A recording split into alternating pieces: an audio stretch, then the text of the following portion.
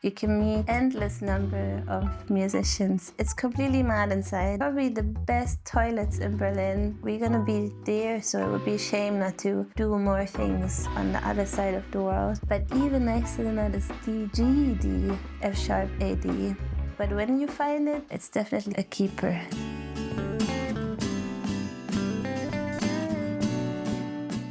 Hello, I'm sitting here with Elsdeer, who just played a song called Julie, right? Yes. Do you have an idea what kind of food suits the mood of that song? Okay. So the song is about someone that has it incredibly easy in their life. But it's from the perspective of another person that is probably wondering how everything goes so easy for this person. So maybe a dish that looks easy but is incredibly hard to make right, like scrambled eggs. Maybe with a bit of spiciness to it, with a bit of hot sauce on the scrambled eggs. Do you have like a signature dish as well whenever you have guests in the house? Something you make, the Elsdeer recipe?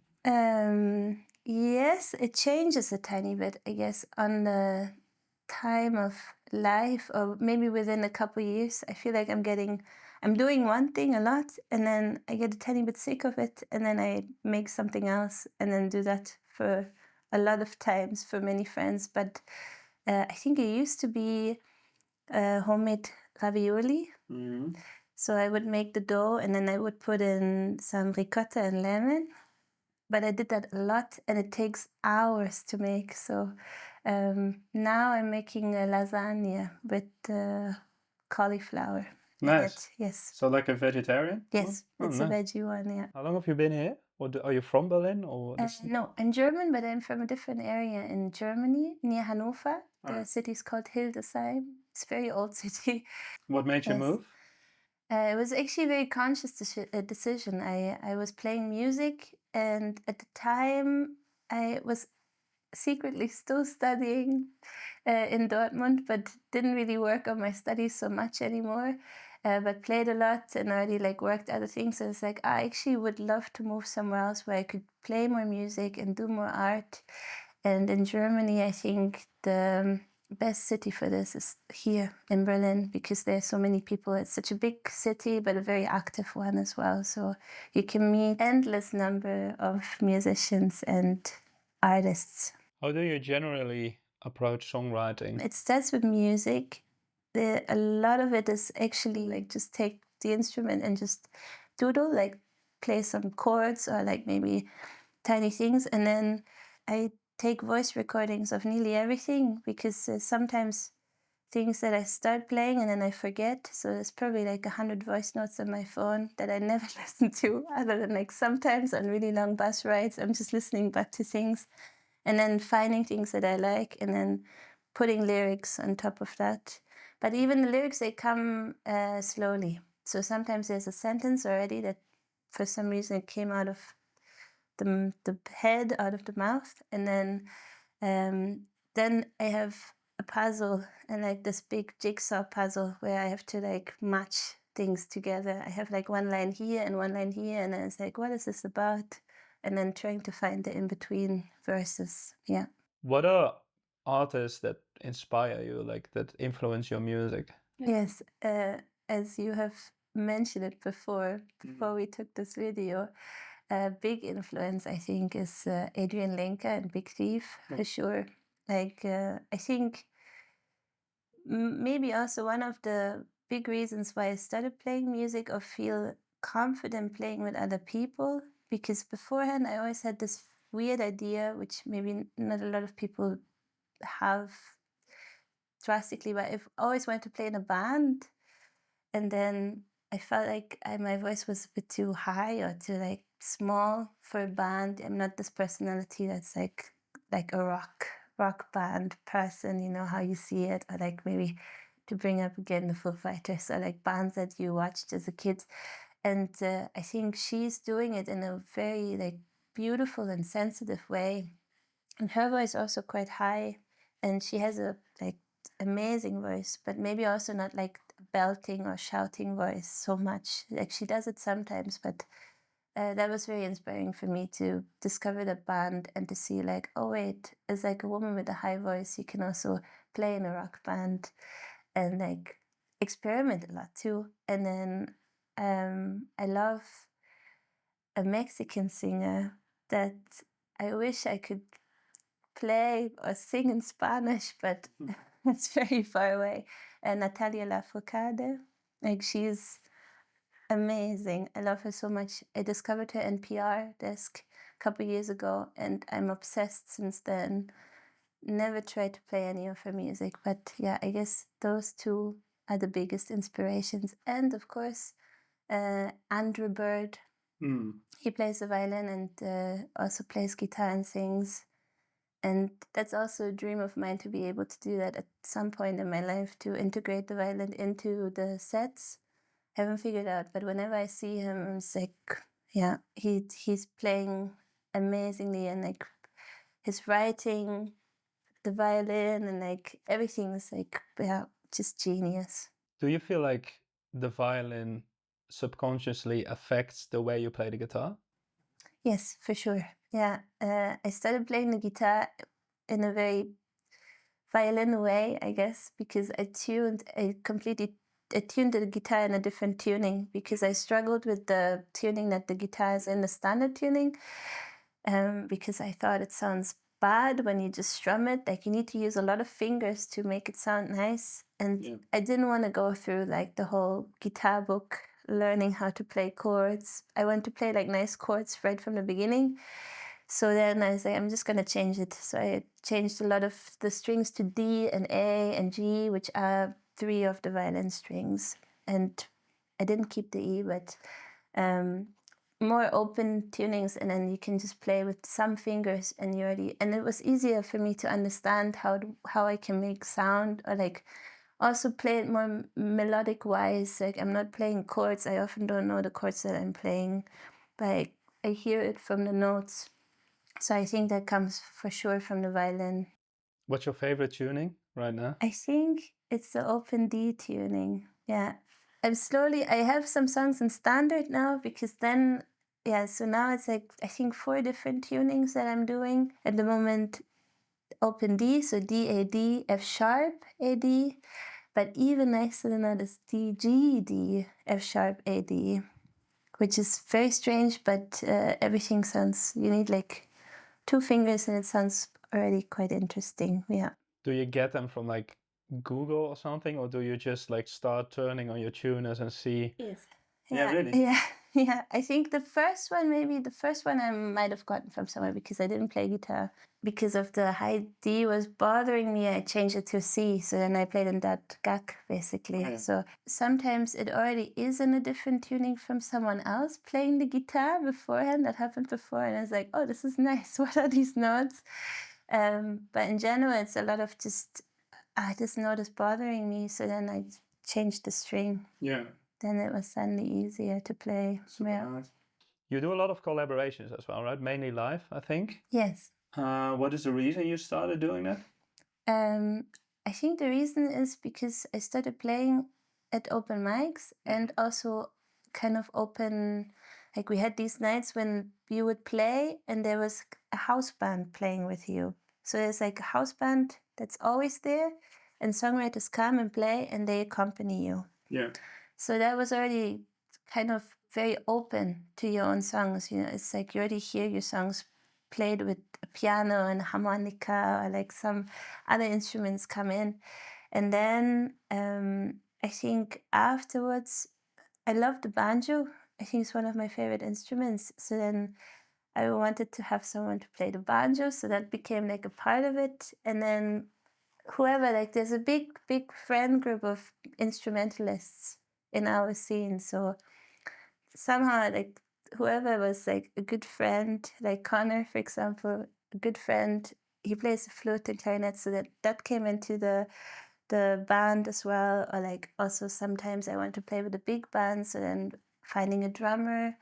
But also at my age and our time of living, like everyone also has their own things going on. So I didn't want to only have one band and like say these are the people and then when there's gigs or when there's something happening, you always have to check with everyone. Everyone has to make space for this, or like something like this. I wanted to have it a bit more open. Yeah. So at this point now, doing this already for 2 years is like a nice group of like friends that cannot play for some reason my songs because yeah, we practiced them together, but it can be easily changed. And we're all good friends, so it's always pleasant. It's always nice.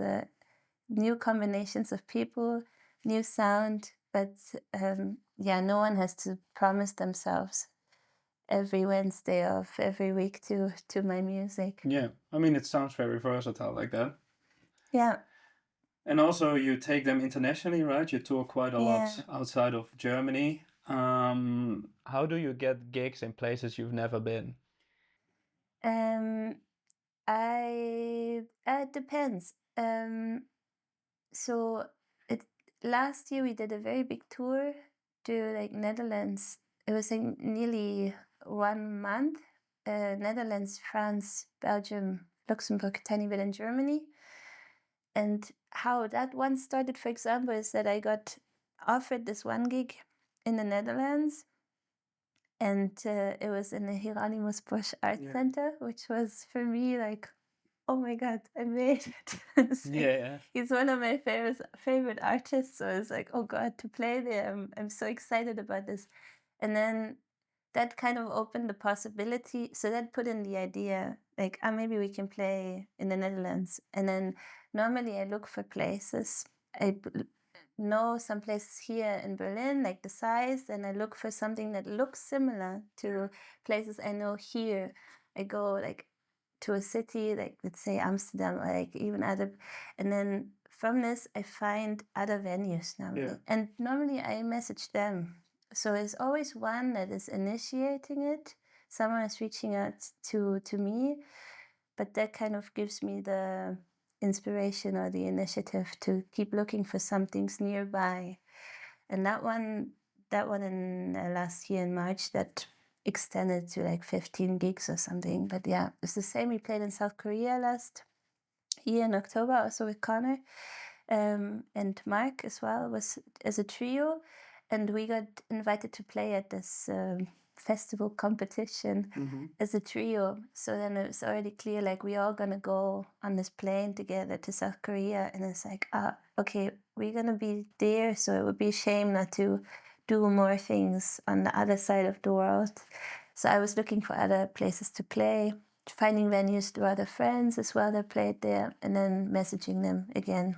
Yeah. How was that experience? That was beautiful. Yeah. Yes. How did they?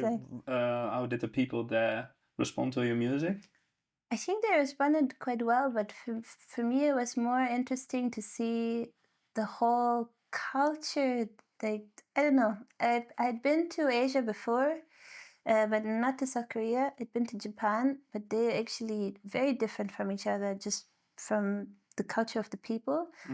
But it was interesting to see how big of an importance and like part of the daily life music has in South Korea, because I think here in Germany sometimes it gets a bit neglected as a way of living, as a thing to do in your day. For us, like, we're all connected to music, but I think some people maybe go to, if they go at all, to one concert maybe a year, or like maybe not at all. There's probably a lot of people that never go to concerts or like never see like live music. And in South Korea, it makes a lot of sense if you think about it, but it's one of the main things they export as well to the Yeah. world is music. So they put a lot of importance to that part. And when we played at this festival, for example, there were 3 other festivals happening in the city at the same time that we were playing.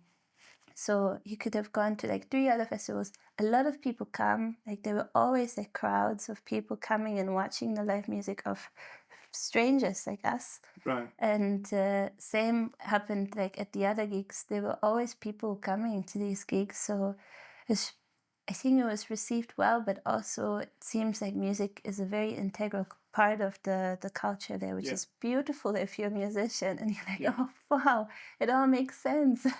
I'm so happy to do this and to be here and to to be playing and like also to have this appreciation for this art form.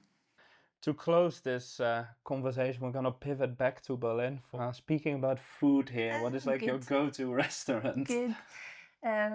I did my homework, Yeah, very good. checking the places, or like just thinking about like what places are really good places. Recently, loving to go to Georgian food places and Uzbekistan. So there's a great place. I think it's near Oranienburger Straße. It's called Kinsa. Crazy interior. It's completely mad inside. And then probably the best toilets in Berlin. I won't say why. It's not because of the toilet part. I don't know who did the interior design, but it's someone that needed to express a lot of things at the same time. But Okay. definitely that place I highly recommend. And in terms of venues? At the moment, I discovered this is a classic, so I should have gone there way more often. But I have been loving to go to the open mic at Donau. Oh yeah. Every Tuesday. People are playing very different styles of genres and also different languages, different instruments. So I've been really loving Donau. Other venues, I like Urban Spree a lot too as a place, especially in the summer with the big beer garden. It's really nice. There's many good ones actually. 800A as well, for sure.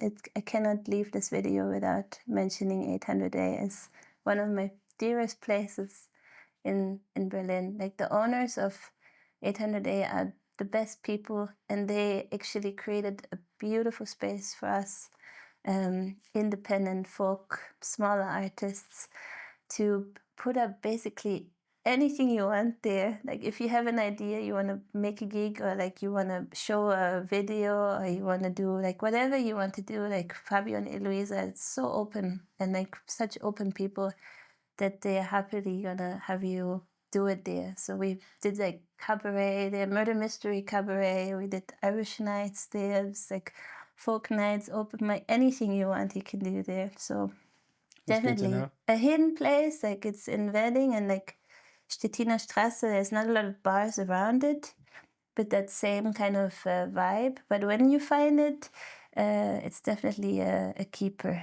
that you should go back. They do crazy things there.